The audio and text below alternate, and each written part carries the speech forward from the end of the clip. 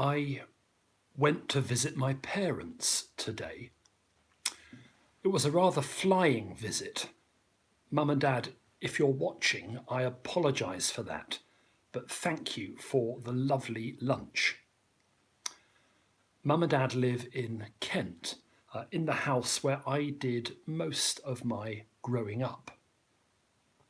While I was there today, I spent a few moments in the room that used to be my bedroom. I always do that. It's a rather poignant experience. I haven't slept there for many years. The decor has changed a bit, the furniture has changed quite a lot. The room still contains bits and pieces left over from my nearly 20-year occupancy of it. There's a pile of LPs. There's a stack of audio cassettes. I expect you remember those. There are some books, and there are various knickknacks. They're things that when I moved away from home to go to university and then to start work, I saw no need for. The adult self that I was becoming had a bank account and no longer needed my 6-year-old self's money box, even though it was shaped like a tortoise. The adult self that I was becoming possessed a camera far superior to the Instamatic with which my 12-year-old self had taken the photograph of the Acropolis, which still hangs on the wall.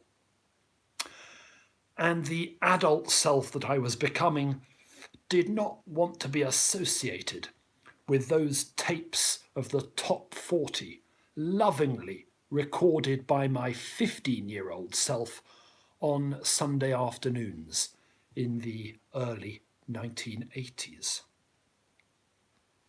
Things that I came to find rather embarrassing, things that I no longer needed, things that I had simply grown out of. These things remain behind in the bedroom of my childhood and adolescence. I was very lucky in my parents and in my home. And those of us who are lucky enough to have families who care for us and care about us recognize that whether we can visit our childhood bedrooms or not, good homes give us gifts beyond value. One of those is that they give us a space where it's safe to grow, a space where it's safe to change, and ultimately, a space that it's safe to leave. Loving parents watch their children through execrable fashion decisions and disappointing life choices, through moments of exhilarating triumph and sloughs of utter grief. They let us experiment and make mistakes. They let us fall in love and fall out of love. They let us discover new things, or they let us believe that the things we've discovered are new. Metaphorically or actually, they keep a room ready for us, even when we choose to fill it with all the cast-off junk that we no longer need or think ourselves superior to. And in their watchful, patient, enduring compassion, loving human parents show their children a glimpse of the watchful, patient, enduring compassion of their Heavenly Father. St. Luke records a moment when 70 disciples whom Jesus has sent out return They are full of themselves. They're like newly independent adults who have bought their first car or moved into their first flat. They exult at the new supernatural power that they have discovered and exercised. Do not rejoice at this, Jesus says to them. Rejoice that your names are written in heaven. In other words, rejoice that you are holy and absolutely known, that you are held eternally in the mind and heart of God. Our parents cannot keep us from making disastrous decisions, and neither can God.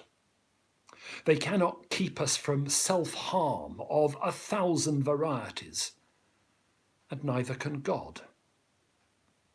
But our names are written in heaven.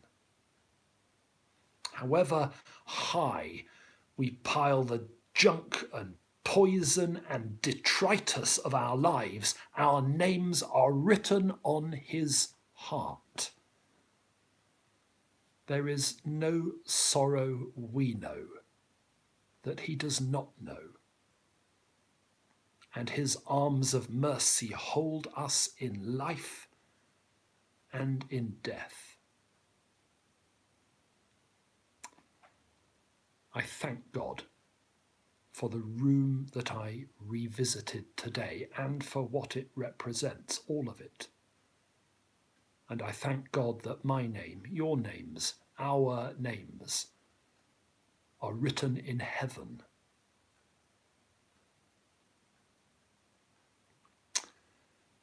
You and I aren't allowed to sing at the moment. If we could, I'd suggest we sang this, but I'll say it instead. Now thank we all our God with heart and hands and voices, who wondrous things has done, in whom his world rejoices, who from our mother's arms hath blessed us on our way with countless gifts of love, and still is ours today. God bless you.